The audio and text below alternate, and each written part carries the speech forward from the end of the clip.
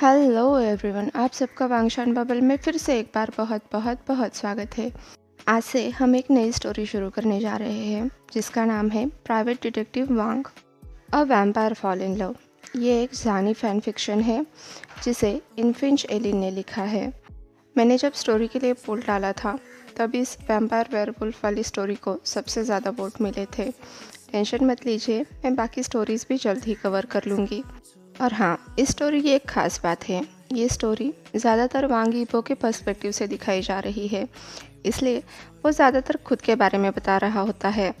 आशा करती हूँ आपको ये नई कहानी भी उतनी ही ज़्यादा इंटरेस्टिंग लगेगी जितनी पहली सभी लगी थी। तो चलिए स्टार्ट करते हैं private detective Wang a vampire fall in love. Hello, मेरा नाम है वांग यीबो, मैं 25 साल का हूँ और हाँ, मैं एक वैम्पायर हूँ। एक्चुअली पेशे से मैं एक नर्स हूँ, हालांकि मैं इससे ज़्यादा पढ़ा हूँ। मैंने साइंस में डिग्री हासिल की है, पर मैं पिछले 1 साल से काम पर नहीं जा पा रहा हूँ और शायद आगे भी कभी नहीं जा पाऊँगा। क्योंकि वैम्पायर्स खून पीते हैं और जहाँ पर मैं काम करता हूँ वहाँ पर खून ही खून है। उसकी खुशबू के कहने ही क्या, मेरे लिए खुद को रोकना बहुत मुश्किल रहेगा। माना कि वहाँ पर मेरा पेट कभी खाली नहीं रहेगा, पर अगर गलती से भी किसी को मेरा सच पता चल गया तो मुझे लैब में भेजा जाएगा और पता नहीं कितने तरह के टेस्ट करेंगे मुझ पर। इसलिए मैं जैसा हूँ अच्छा हूँ, मुझे बाहर जाने की कोई ज़रूरत नहीं है। पर जैसा कि आप सब जानते हो, खून मेरे लिए बहुत ज़रूरी है क्योंकि उसी के सहारे तो मैं ज़िंदा हूँ। मुझे हर दिन लगभग आधा लीटर खून पीना पड़ता है। फॉर्चुनेटली मेरा एक दोस्त है जो मेरी मदद करने के लिए एक पैर पर तैयार रहता है। उसका काम भी ब्लड डोनेशन रिलेटेड है, इसलिए उसके पास ताज़े खून की सप्लाई होती रहती है, जिनमें से कुछ खून वो अपने लिए तो ले ही सकता है बिना किसी को पता चले, और इसके बदले मैं बस उससे किराया नहीं लेता, उसे अपने साथ रहने देता हूँ।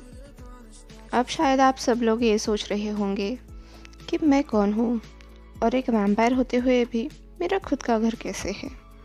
तो मैं आपको बता दूँ, मेरे पेरेंट्स मेरे लिए छोड़कर गए थे और मेरे बाकी के एक्सपेंसेस पूरे करने के लिए मैंने एक प्राइवेट डिटेक्टिव एजेंसी खोल रखी है। ये काम बिल्कुल मेरे हिसाब से है क्योंकि मुझे दिन में बाहर निकलना नहीं पड़ता। बस एक लाइसेंस की ज़रूरत थी जो मैंने 3 महीने की ट्रेनिंग में ही पा लिया। और रहा सवाल एक स्टार्टअप का, तो सेविंग्स किस दिन काम आएंगे। क्या आपको ऐसा लगता है अपना इंसानी अस्तित्व खो देना आसान रहा होगा? बिल्कुल भी नहीं। मेरे लिए भी ये बहुत दर्दनाक रहा, पर किस्मत के आगे किसी की क्या चलती है, और खुद से नफरत करने का क्या फ़ायदा जब आप इससे पीछा ही नहीं छुड़ा सकते। इसीलिए मैंने धीरे धीरे खुद को एक्सेप्ट करना शुरू कर दिया।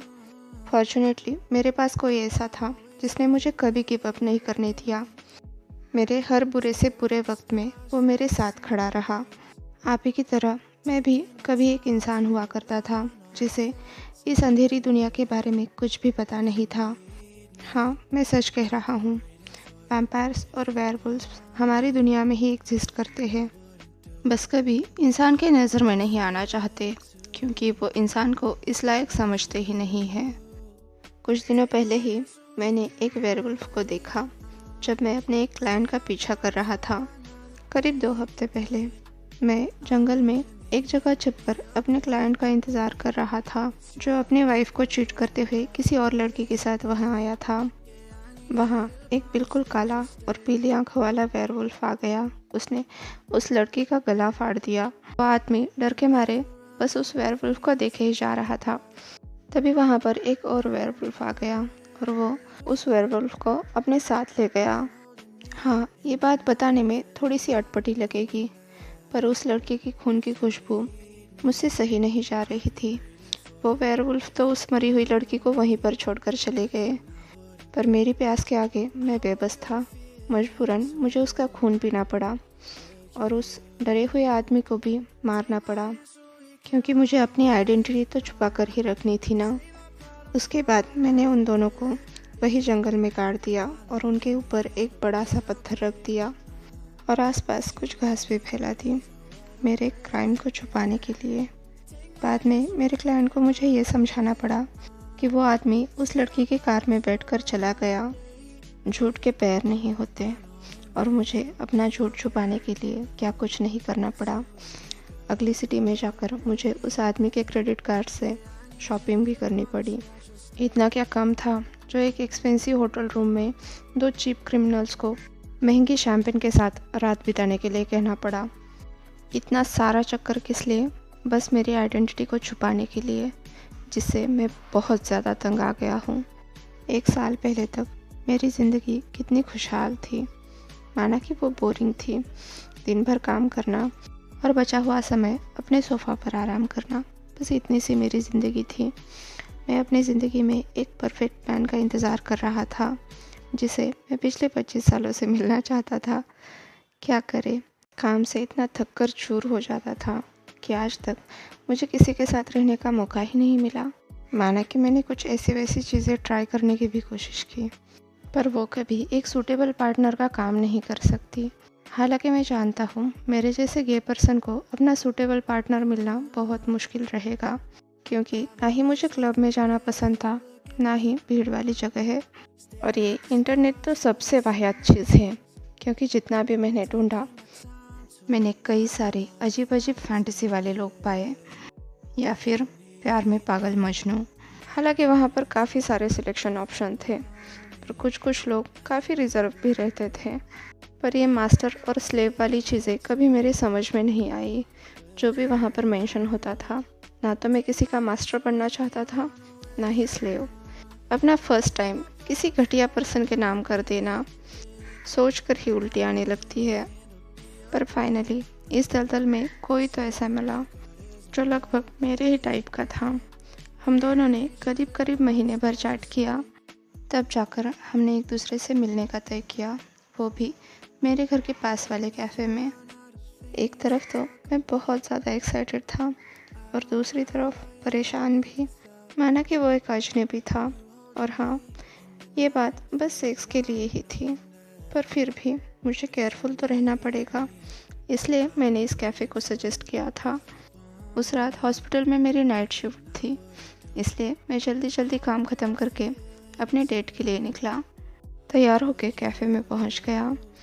मैंने खिड़की के पास की सीट ली ताकि उसे आते हुए मैं देख सकूं। बाहर बर्फ़ गिर रही थी। अभी ठंड शुरू होने में वक्त था। उस साल की पहली बर्फ़ जो ऑटम सीज़न में ही गिरने लगी थी। बाहर बहुत सारे लोग थे, कुछ लोग एंजॉय कर रहे थे, कुछ लोग हड़बड़ी में थे। मैं उसी का इंतज़ार करता रहा। 5 बजे की हमारी डेट इंतज़ार करते करते 5:45 बजे तक आई। मैंने उसे कई बार कांटेक्ट करने की कोशिश की, लेकिन कोई जवाब नहीं मिला। हमारे लिए मंगाई हुई कॉफ़ी भी ठंडी हो गई, पर वो आया ही नहीं। मेरी ज़िंदगी की पहली डेट फंस गई। इस अनुभव को गांठ मानते हुए मैं घर की तरफ निकला। जाना तो मुझे वैसे भी दूर नहीं था, बस एक छोटा अंधेरा टर्न ही तो लेना था। फिर एक पार्क से गुजरना था और सामने ही मेरा घर था। इस रास्ते से तो मैं इतनी बार गुजर चुका था, अगर नींद में भी चलता जाऊं तब भी मैं सही ठिकाने पर पहुंच जाऊं। पैर अपना काम कर रहे थे और दिमाग अपना। मैं यही सोच रहा था, उस पर्सन ने डेट कैंसिल क्यों की होगी। मैं लगभग उस अंधेरे कॉर्नर को पार ही करने वाला था, तब मैंने अपने सामने किसी को दीवार के सहारे खड़ा हुआ पाया। वो मेरी ही तरफ देख रहा था, साथ में सिगरेट भी पी रहा था। मैंने जब उसे करीब से देखा तो मेरी आंखें फटी की फटी रह गई। ये वही आदमी था जिसके साथ मैं डेट पर आया था। वो मुस्कुराते हुए मेरी तरफ आगे बढ़ा, पर उसकी आंखें कुछ अलग थी। ऐसा लग रहा था जैसे वो कोई एनिमल हो। उसने आगे बढ़ते हुए कहा, सॉरी इबो, मैं नहीं आ पाया। मैं जानता था वो झूठ बोल रहा था, पर जिस पल मैंने उसे देखा अब मुझे कोई परवाह नहीं थी। पर मैं वही खड़ा रहा। पता नहीं ऐसा क्यों लग रहा था, मुसीबत चल के मेरे पास आ रही है, पर मेरी हिलने की हिम्मत ही नहीं हो रही थी। वो मेरे करीब आया, इतने करीब कि उसने मेरे कंधे पर हाथ रख दिया। मेरी चिन को उठाकर मुझे किस करने लगा। ईबो, तुम्हारे लिप्स तो बहुत वार्म हैं और सॉफ्ट भी। जितना मैंने सोचा था, तुम उससे भी ज़्यादा प्रिटी हो और क्यूट भी। और तुम्हारी स्मेल ये तो कितनी सेडक्टिव है, उसने मेरे कान में विस्पर किया। हाँ, मैं बेचैन था, पर शायद डरा हुआ भी। पर मैं वहाँ से भाग नहीं रहा था। ऐसा लग रहा था मुझ पर कोई जादू हो गया है। वो मेरे साथ चाहे जो कुछ भी करे, मुझे उस दिन सब कुछ मंजूर था। यहाँ तक कि उसने अपने दांत भी नहीं छुपाए थे जब वो मुझे किस कर रहा था। उसने मेरे लोअर लिप को भी काट लिया। वो मेरा खून पी रहा था, पर पता नहीं ये सब इतना डिलीशियस क्यों लग रहा था। मैं उसे धक्का देकर वहाँ से भागना चाहता था, पर मेरी सारी ताकत ही चली गई थी। उसने मुझे उस वॉल पर पुश कर दिया और फिर से एक बार मुझे रफली किस करने लगा। फिर से एक बार मेरे लोअर लिप को बाइट करके मेरा खून पीने लगा। उसका एक हाथ मेरे पैंट में था। मुझे पैनिक करना चाहिए था, लेकिन मुझसे तो कुछ भी नहीं हो रहा था। मैं बस चुपचाप वो सब कुछ सहता रहा। उसने जो चाहे वो मेरे साथ किया। साथ में ये भी कहा कि अगर मैं अच्छा लड़का बनकर रहूँगा तो वो मुझे और भी प्लेजर करेगा। मुझे ये कहना तो नहीं चाहिए, पता नहीं, पर मैंने उसे जवाब दिया कि हाँ, मैं उसकी सारी बातें मानूंगा। मेरी आंखों में आंसू थे। शायद ये एक ही चीज़ थी जिसके सहारे मैं अपनी बगावत जाहिर करने की कोशिश कर रहा था, वरना मेरा पूरा शरीर तो बस उसी के इशारों पर नाच रहा था। मैं घर जाना चाहता था, छुप जाना चाहता था, पर मेरा शरीर 1 मिलीमीटर भी हिलने को तैयार नहीं था। उल्टा मैंने तो अपना सर एक तरफ झुका लिया था, उसके सामने अपनी नेक एक्सपोज कर दी थी। जब उसने मेरे नेक पर काटा, मुझे तब भी दर्द नहीं हुआ। वो मेरा खून पी रहा था, जिसकी आवाज़ भी मैं सुन सकता था। शायद 2-3 मिनट बाद वो रुक गया, पर तब तक मैं बेहोश होने की कगार पर पहुंच गया था। मुझे कुछ भी समझ नहीं आ रहा था। मेरे पैर जवाब दे गए थे और अपनी हार्ट बीट तक को सुन पा रहा था मैं। अगर मेरी बॉडी उसके कंट्रोल में नहीं होती तो अब तक मैं ज़मीन पर गिर चुका होता। मेरी हार्ट बीट कम होती जा रही थी, पर अभी भी मेरी बॉडी पर उसी का कंट्रोल था। उसने फिर से एक बार मेरे कान में विस्पर किया, तुम एक गुड बॉय हो ईवो, अब तुम्हें रिवॉर्ड मिलेगा। मैं अंदर से बहुत बुरी तरह से पैनिक कर रहा था, कांप रहा था, पर पता नहीं ये बाहर दिख भी रहा था या नहीं। मेरी आंखें भर आई थी। मैं उससे लड़ना चाहता था, कम से कम गिड़गिड़ाना तो चाहता था कि वो मुझे छोड़ दे, पर उस दरिंदे ने मेरे ट्राउज़र्स खोलकर नीचे उतार दिए। तब तक ये मेरी समझ में आ चुका था, ये मेरा रेप करने वाला है। मेरी आंखों के सामने सब कुछ जानते बूझते भी मैं खुद को बचाने की कोशिश तक नहीं कर पाऊंगा। रो रो कर मेरी आंखों ने भी जवाब दे दिया था। शायद मैं अपने दर्दनाक अंत की तरफ बढ़ रहा था, पर तभी एक डार्क कॉर्नर की तरफ से जोर से गुर्राने की आवाज़ आई। रो रो कर मेरी आंखें धुंधली हो चुकी थी। वहाँ क्या हो रहा है ये भी ठीक से दिखाई नहीं दे रहा था। बस मुझे इतना समझ आया, कोई बहुत बड़ी चीज़ अचानक से सामने आ गई। उस वैम्पायर ने बड़ी अजीब सी आवाज़ निकाली, पर वो जल्दी मेरे पास से चला गया। वो बड़ी सी चीज़ उसके पीछे पीछे भागी। उस दीवार के सहारे खड़े रहने की जान भी मुझ में नहीं बची थी। मैं नीचे गिर गया, जैसे उस वैम्पायर का जादू मुझ पर से हट गया हो। अपनी आंखें बंद करने से पहले मैंने एक बहुत बड़े वुल्फ को देखा, जिसकी आंखें सिल्वर कलर की थी। जब मेरी नींद खुली तो मैंने अपने आप को अपने अपार्टमेंट में पाया, अपने बेड पर सोए हुए। उस वक्त मैं अकेला रहता था। मुझे ये तक पता करने के लिए कोई नहीं था कि मैं यहाँ पहुँचा कैसे। ऊपर से उस मददगार ने मेरे कपड़े भी बदले थे, यहाँ तक कि मुझे नहलाया भी था। आज के लिए बस इतना ही। आपसे कल मिलती हूँ। मुझे कमेंट करके ज़रूर बताइएगा कि ये कहानी आपको कैसी लगी और आपके हिसाब से ईवो की मदद करने वाला सिल्वर आंखों वाला वो वेयरवुल्फ कौन होगा।